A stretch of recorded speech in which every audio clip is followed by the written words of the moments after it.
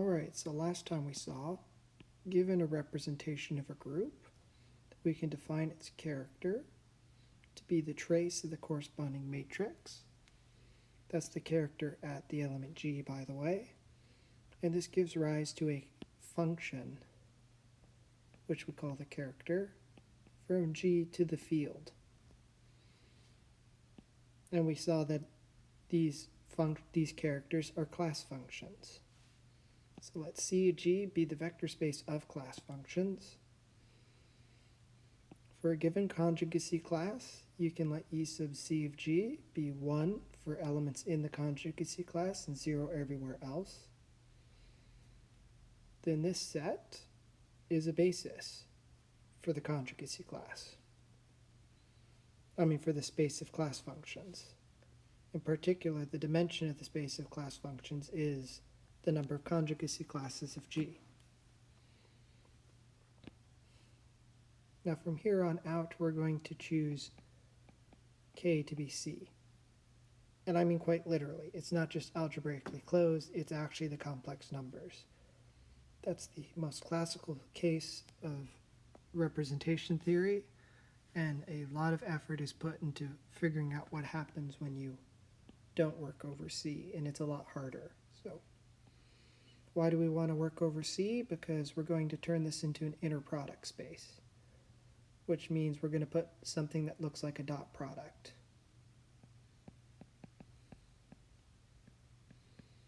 So given two class functions,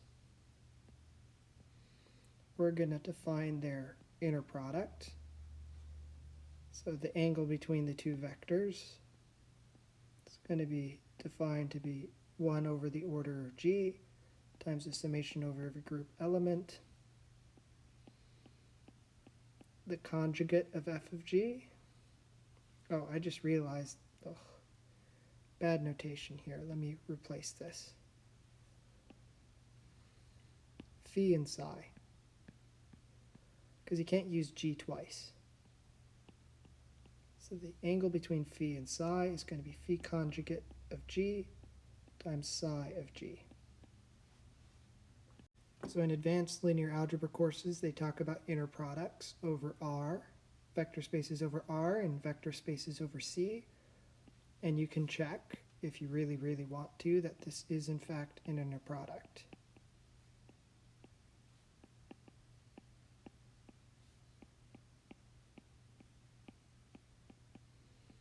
Which means that for when you're working over the complex numbers, the symmetry is conjugate. If you change the order of the arguments, you have to conjugate it. It is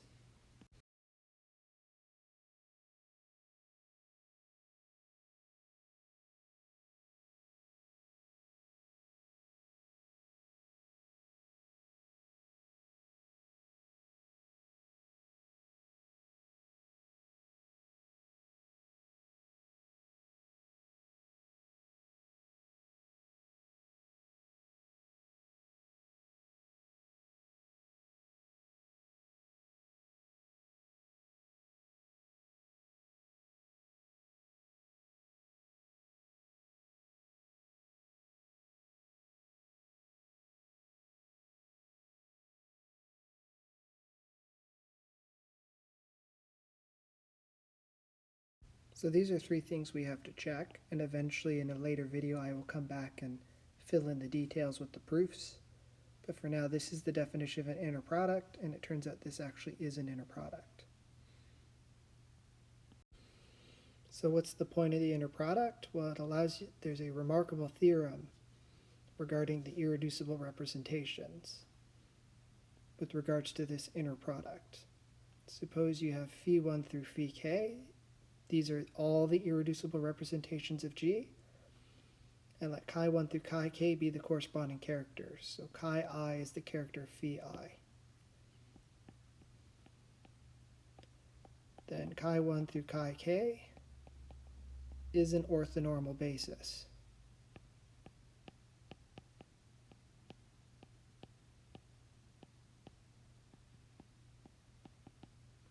or the class functions. In particular, that means that chi I, chi j only takes on one of two possible values, 1 when I is equal to j and 0 otherwise. This is a very powerful result because the fact that you get a basis for all the class functions also tells you what k is. K is the number of conjugacy classes. So we actually know the number of irreducible representations over C. It's the number of conjugacy classes. There are two other facts that are actually very useful that we're going to assume without proof for now. I will fill in the details in later videos. Let phi be any representation.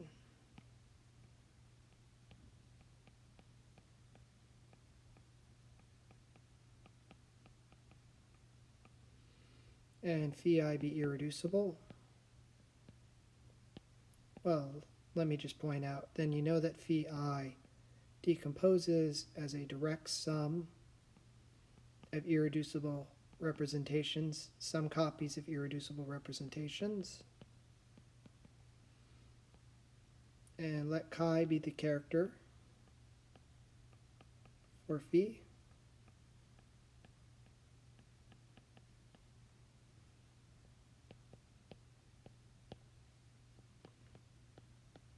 Then if you compute the inner product of chi and chi I, you're going to get AI. So this was one of our questions. Determining the irreducible representations. Well, we haven't quite solved that problem yet. But now, supposing that you have them, given any other representation, figure out how many copies of an irreducible representation you have in it. Well, how do you do that? Well, you just look at the trace of the matrices, the trace of the matrices of the irreducible representation you're interested in, and compute this dot product. The integer you get as an answer is the number of copies of this irreducible representation and the representation you started with. That should give some indication why this inner product is very, very useful. This is a very fast calculation for determining information about representations. Instead of the other approach, which would be to, you have to find a submodule that's isomorphic to that irreducible representation, then do that averaging operator from Maschke's theorem, and then to get another W and G invariant subspace in the direct sum, and then use induction. That approach takes forever. This approach is immediate. The other fact we haven't quite discussed yet, that should have been in the previous video, is that given any character, chi of 1 is, of course, the dimension of the representation of the vector space that G is acting on. That's easy to see because it's trace of phi of the identity matrix, which is just trace of an identity matrix, which is just the sum of the diagonal entries. But we can bootstrap that. It turns out that there's a very famous representation. G acts on itself by left multiplication. This gives rise to what we call the regular representation.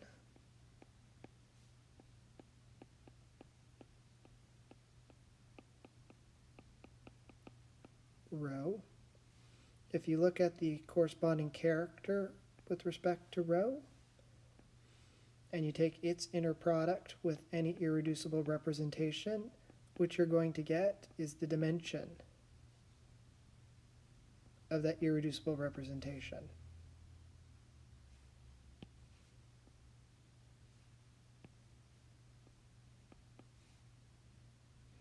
So here it should be understood what we mean by dimension of the representation is the dimension of the codomain. Remember, a representation is a homomorphism from GL to some sort of GLN, we're talking about the corresponding n. If you combine these two facts together, you're going to get something very, very useful. What do you get? You get that the regular representation has dimension phi I copies of the ith irreducible representation. And the ith irreducible representation has dimension phi I. So what you get is that the size of your group, that is the dimension of the regular representation,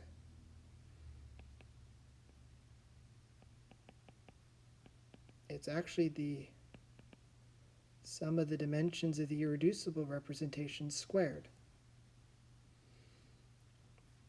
Why? Because you have dimension phi I copies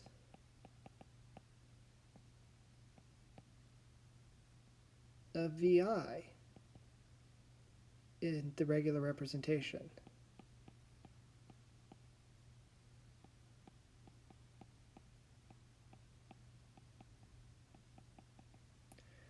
And each of those copies has dimension phi I.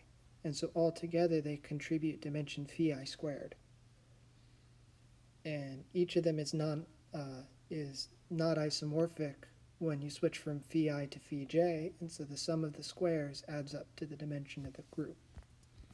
I mean the dimension of the regular representation, which is the size of the whole group. And so for small enough groups, this information alone, along with knowing the number of conjugacy classes and the fact that the characters form a orthonormal basis, is enough to determine the character table exactly. For instance, going back to S3, we had the trivial representation.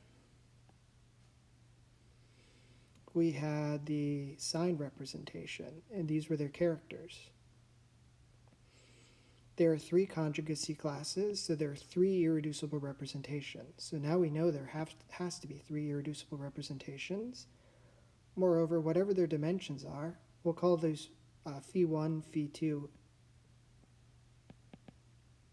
and phi 3.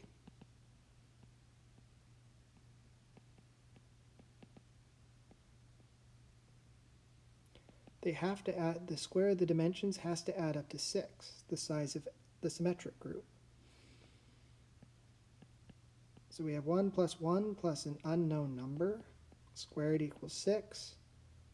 That unknown number is 2. So we now see, in fact, that the remaining representation has to be 2-dimensional.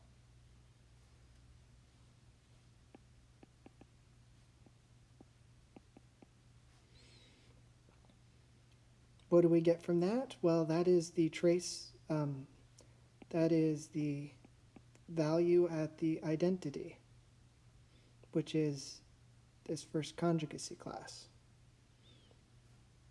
Oh, wait, that's 2, not 1. So we now have the first entry for the last character.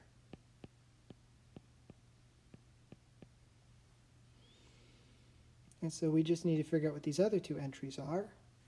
But what do we know? We know that chi1, chi3, that inner product has to be 0.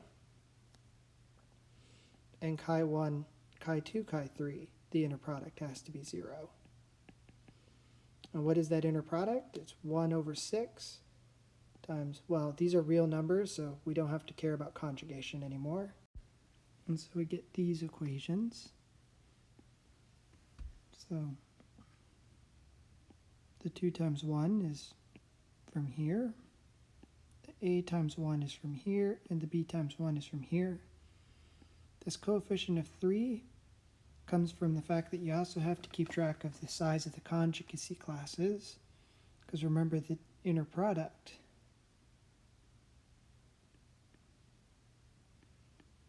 is defined in terms of all the group elements. So, knowing that you have a class function that's constant on conjugacy classes, you also need, there's 3 permutations that in this first character get value 1, and in the second character get value a. So there are 3 terms in the summation with product a times 1.